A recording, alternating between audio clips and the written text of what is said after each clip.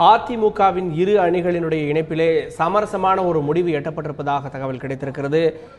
முன்னாள் முதலமைச்சராக இருந்த திரு பன்னீர்செல்வம் அவர்களுக்கு துணை முதலமைச்சர் பதவி வழங்கப்படும், அதனை ஏற்றுக்கொள்வதற்கு அவர் சம்மதித்திருப்பதாக தகவல் வந்திருக்கிறது. பன்னீர்செல்வம் அணியைச் சேர்ந்த மேலும் 2 பேருக்கு அமைச்சர் பதவி வழங்குவதற்கு முடிவு செய்யப்பட்டிருப்பதாக தகவல் வந்திருக்கிறது. இது தொடர்பான கூடுதல் விவரங்களை பதிவு செய்வதற்காக செய்தியாளர் எஸ் ராஜா காத்திருக்கிறார். எஸ் ராஜா, இப்போ சற்று முன்பு நீங்க சொன்னீங்க 2 அணிகளுடைய இணைப்பு என்பது அதற்கான குழு அமைக்கப்பட இருக்கிறது அப்படின்னு. இதற்கு முன்பாக நடைபெற்ற பேச்சுவார்த்தைகள் இந்த விஷயங்கள் எல்லாம் பேசப்பட்டதா? திரு பன்னீர்செல்வம் அவர்களுக்கு துணை முதலமைச்சர் பதவி வழங்கப்படும் அப்படின்ற அந்த தகவல் எந்த அளவிற்கு அதிகாரப்பூர்வமானது? திரு ஓ பன்னீர்செல்வத்திற்கு துணை முதலமைச்சர் பதவி கொடுக்க தயாராகிவிட்டனர் இபிஎஸ் அணியினர். அதாவது தற்போது கிடைத்த தகவலின் அடிப்படையில் இரு அணிகள் இணைவதற்கு தொடர்பான பேச்சுவார்த்தைகள் நடைபெற்று வருவதாகவும் அதிமுகவினுடைய வழிகாட்டு குழு தலைவர் என்ற பொறுப்பை திரு ஓ பன்னீர்செல்வத்திற்கு வழங்க இபிஎஸ் அணியினர் தயாராக இருப்பதாகவும், அதே போல் திரு ஓபிஎஸ்க்கு துணை முதலமைச்சர், அதே போல் ஓ பன்னீர்செல்வம் அணியில் உள்ள எம்எல்ஏக்களில் 2 அமைச்சர் பதவி கொடுக்கவும் இவர்கள் தற்போது சம்மதம் தெரிவித்துள்ளதாக தற்போது தகவல்கள் வெளியாகி கொண்டிருக்கின்றன. இது தொடர்பாக பேச்சுவார்த்தைகள் தான் தற்போது நடைபெற்றிருக்கிறது. ஒன்று, திரு ஓ பன்னீர்செல்வத்திற்கு வழிகாட்டு குழு தலைவர் என்ற பதவியும், அதிமுகவினுடைய வழிகாட்டு குழு தலைவர் என்ற பதவியும், அதே போல் துணை முதலமைச்சர் பதவியும், ஓபிஎஸ் அணியினுடைய ஆதரவாளர்களுக்கு 2 அமைச்சர் பதவியும் கொடுப்பதற்கு இபிஎஸ் அணியினர் தற்போது சம்மதித்துள்ளனர். அது தொடர்பான பேச்சுவார்த்தை தற்போது நடைபெற்றுக் கொண்டிருப்பதாக நமக்கு முதல் கட்ட தகவல் கிடைத்துள்ளது. ராஜா, 2 பேருக்கு ஓபிஎஸ் அணியைச் சேர்ந்த 2 பேருக்கு அமைச்சர் பதவி வழங்கப்படும் அப்படின்னு ஒரு தகவல் கிடைத்திருப்பதாக சொன்னீங்க. இது தொடர்பான மறைமுக பேச்சுவார்த்தைகள் முன்னமே போய்கொண்டிருந்தது அப்படின்ற அந்த தகவலையும் நீங்க பதிவு பண்ணீங்க. அந்த 2 பேர் யாராக இருப்பார்கள்? அமைச்சர் பதவியில் இருந்து அப்படியே வெளிவந்த திரு மஃபாய் பாண்டியராஜனுக்கு மீண்டும் அமைச்சர் பதவி வழங்கப்படுமா? மற்றும் ஒரு நபர் யார் அப்படின்னு யூகிக்கப்படுகிறது? அதாவது திரு செம்மலைக்கு கூட அவர்கள் அமைச்சர் பதவி கொடுப்பதற்கான வாய்ப்புகள் இருப்பதாக கூறப்படுகிறது. ஏனென்றால் ஏற்கனவே நாடாளுமன்ற உறுப்பினராக இருந்தவர், 2 முறை அமைச்சராக இருந்துள்ளார். தமிழக சுகாதாரத்துறை அமைச்சராக கூட 2001, 2006 அந்த காலகட்டத்தில் ஜெயலலிதா அமைச்சரவையில் அவர் இருந்துள்ளார். அப்படி இருக்கும்போது அவருக்கு அந்த அமைச்சர் பதவி கொடுக்கப்படலாம் என எதிர்பார்க்கப்படுகிறது. அதிலும் தற்பொழுது உள்ள அமைச்சர்களுடைய எண்ணிக்கையில் 2-3 இலாக்காக்கள் கூடுதலாக கவனிக்கப்பட்டு வருகிறது. மீன்வளத்துறை அமைச்சர் திரு ஜெயக்குமார் கூடுதலாக நிதித்துறை அமைச்சரை கவனித்து வருகிறார்.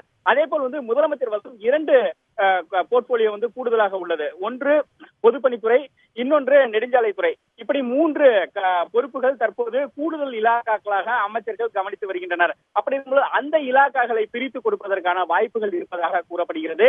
ஓபிஎஸ் அணியினரில் 2 பேருக்கு அமைச்சர்கள் பதவி கொடுக்கப்படலாம் என இவை அனைத்தும் இபிஎஸ் அணியில் இருந்து வரக்கூடிய தகவல்கள். இதில் ஓபிஎஸ் எந்த அளவிற்கு இந்த பேச்சுவார்த்தையில் இவர்கள் கூட எந்த அளவுக்கு உடன்படுகிறார் என்பது குறித்து பேச்சுவார்த்தை நடைபெற்று வருகிறது. இவர்கள் தயாராகிவிட்டனர். துணை முதலமைச்சர் மற்றும் 2 அமைச்சர்கள் கொடுக்க திரு எடப்பாடி பழனிசாமி தலைமையிலான அணியினர் தற்போது தயாராகிவிட்டனர். அதற்கான பேச்சுவார்த்தைகள் நடைபெற்று வருகிறது. இபிஎஸ் அணியினர் தயாராகிவிட்டனர் பதவிகளை கொடுப்பதற்கு அப்படின்னீங்க. இது தொடர்பாக திரு ஓபிஎஸ் அவர்களுடைய அணி சார்பில் என்ன விதமான தகவல் தெரிவிக்கப்படுகிறது? அவர்கள் இந்த பதவிகளை ஏற்றுக்கொள்வதற்கு அவர் சம்மதித்திருக்கிறாரா? திரு பன்னீர்செல்வமும் மற்ற 2 பேருக்கும் அமைச்சர் பதவி, இந்த பதவிகளை ஏற்றுக்கொள்வதற்கு அந்த தரப்பில் இருந்து வரக்கூடிய பதில்கள் என்ன? அந்த தரப்பிலிருந்து இதுவரையில் நாம் பேசவில்லை. ஆனால் அவர்களிடம் தொடர்ந்து இவர்கள் பேச்சுவார்த்தை நடத்தி கொண்டிருக்கின்றனர். முதலில் அவர் மறுப்பு தெரிவித்துள்ளதாக கூறப்படுகிறது ஓபிஎஸ். அதன் பிறகு தொடர்ந்து இவர்கள் பல்வேறு கட்ட பேச்சுவார்த்தைகளை தற்போது நடத்தி கொண்டிருக்கின்றனர். ஏனென்றால் தினகரன் ஒரு முடிவு எடுப்பதற்குள் இவர்கள் இரு அணிகளும் இணைய வேண்டும் என்ற ஒரு நிலைப்பாட்டில் இருவருமே உறுதியாக உள்ளனர். அதை நோக்கிதான் இந்த பேச்சுவார்த்தை போய்கொண்டிருக்கிறது. இந்த சூழலில் இவர்கள் நாங்கள் இந்தந்த பதவிகள் மற்றும் இது போன்ற பொறுப்புகளை விட்டுக் கொடுக்க தயார், உங்களுக்கு கொடுக்க தயார் என்று இவர்கள் தெரிவித்த சூழலில் தான் தற்போது அவரும் ஆலோசனை நடத்தி கொண்டிருப்பதாக கூறப்படுகிறது.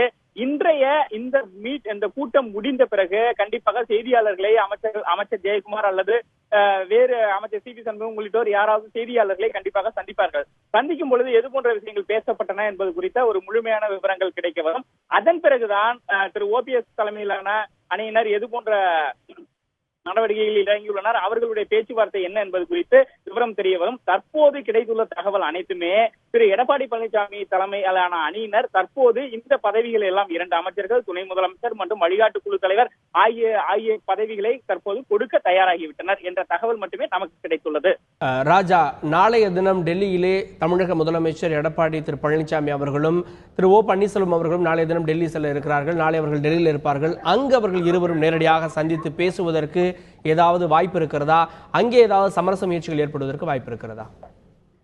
கண்டிப்பாக இருக்கிறது. ஏனென்றால் நாளைக்கு துணை ஜனாதிபதி பதவியேற்பில், வெங்கையா நாயுடு பதவியேற்பில் இவர்கள் கலந்து கொள்ள உள்ளனர். அப்படி இருக்கும் பொழுது அப்பொழுது இரு அணிகளும் பேசுவதற்கான வாய்ப்புகள் அதிகமாகவே இருப்பதாக கூறப்படுகிறது. ஏனென்றால் மற்றொரு தகவல் கூட டெல்லியும் இரு அணிகள் இணைவதுதான் விரும்புவதாகவும் தற்போது ஒரு தகவல்கள் கிடைத்த வண்ணம் உள்ளன. அதாவது ஊடகங்களிலும் செய்திகள் வெளியாகியுள்ளது.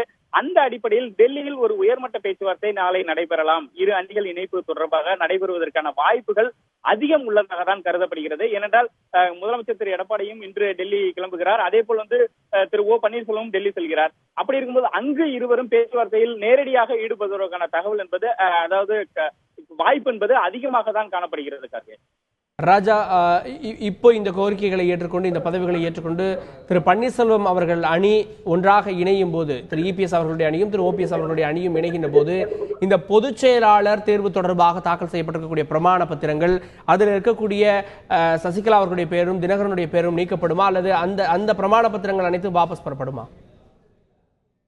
இரு அணிகளுமே தற்பொழுது அதிமுக இரட்டை இலை சின்னத்திற்கு தற்போது உரிமை கொண்டாடி உரிமை கேட்டு தேர்தல் ஆணையத்தில் வழக்கு தொடர்ந்துள்ளனர். தேர்தல் ஆணையத்தில் பரிசீலனையில் உள்ளது. இரு அணிகளுமே அபிடவிட் பிரமாண பத்திரம் அனைத்து கட்சியினுடைய நிர்வாகிகள் மற்றும் முக்கிய பொறுப்பாளர்களிடம் வாங்கி தற்போது கொடுத்துள்ளனர். இவையெல்லாம் லட்சக்கணக்கில் அங்கு குவித்து வைக்கப்பட்டுள்ளன அந்த பிரமாண பத்திரங்கள். இந்த சூழ்நிலையில் இரு அணிகளும் இணைந்து விட்டால் அதற்கான வாய்ப்புகள் என்பது இந்த தேர்தல் ஆணையம் எடுக்கக்கூடிய நடவடிக்கைகள் என்பது மிகவும் சுலபமாகிவிடும். அவர்களுக்கு ஒரு முடிவுக்கு வருவதற்கு இருவருமே நாங்கள் இணைந்து செயல்பட தயார், இரட்டை இலை எங்களுக்கு வேண்டும் என்று அவர்கள் கேட்கும் பட்சத்தில் தேர்தல் ஆணையத்துக்கு பணிகள் என்பது மிக மிக சுலபமாகிவிடும். அதை நோக்கிதான் இந்த பேச்சுவார்த்தை தற்போது போய்கொண்டிருக்கிறது. அதன் பிறகு பொதுச் செயலாளர் இன்னொரு தகவலையும் தெரிவிக்கின்றனர். அதாவது பொதுச் செயலாளர் என்பது மறைந்த முதலமைச்சர் ஜெயலலிதா இருந்ததால் அந்த பதவி அப்படியே வைத்துவிட்டு அதற்கு அடுத்தபடி நிகரான ஒரு அதிகாரம் கொடுக்கக்கூடிய பதவிகளை அவர்கள் கொடுப்பார்கள் என்றுதான் தெரிகிறது, உருவாக்குவார்கள் என்றுதான் தற்போது தகவல்கள் நமக்கு கிடைத்துள்ளது.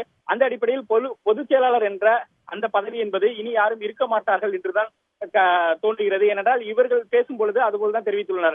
அது மறைந்த முதலமைச்சர் ஜெயலலிதா வகித்து வந்த பதவி. ஆகையால் பொதுச் செயலாளர் பதவியை அப்படியே விட்டுவிட்டு அதற்கு அந்த அதிகாரம் படைத்த ஈக்குவலான, அதாவது அதற்கு இணையான ஒரு பதவியை உருவாக்குவார்கள் என்று தெரிகிறது. வழிகாட்டு குழு தலைவர் என்ற பொறுப்பு திரு ஓ பன்னீர்செல்வத்திற்கு அளிப்பதற்கு இவர்கள் கட்சியில் அளிப்பதற்கு தயாராகிவிட்டனர். அதன் பிறகு இந்த வழக்கெல்லாம் முடிந்த பிறகு தேர்தல் ஆணைய வழக்குகள் முழுவதுமாக முடிந்த பிறகுதான் எது போன்ற தேர்தல் நடத்துவதற்கு, உட்கட்சி தேர்தல் நடத்துவது என்பது குறித்த அந்த விஷயங்கள் எல்லாம் விவாதிக்கப்படும். ராஜா, தற்போது திரு எடப்பாடி பழனிசாமி அவர்கள் தரப்பில் இருந்து ஒரு முடிவு எடுக்கப்பட்டிருக்கிறது. திரு பன்னீர்செல்வம் அவர்களுக்கு துணை முதலமைச்சர் பதவி வழங்குவதற்கும் அவர் தரப்பில் இருந்து 2 மற்றவர்களுக்கு அமைச்சர் பதவி வழங்குவதற்குமான ஒரு முடிவு எடுக்கப்பட்டிருப்பதாகவும், வழிகாட்டுதல் குழுவினுடைய தலைவராக திரு பன்னீர்செல்வத்திற்கு அந்த பதவியை வழங்குவதற்கான முடிவும் எடுக்கப்பட்டிருப்பதாக தற்போதைய தகவல்கள், நமக்கு கிடைத்திருக்கக்கூடிய தகவல்களை வழங்கினீர்கள். உங்களுடைய தகவல்களுக்கு நன்றி ராஜா.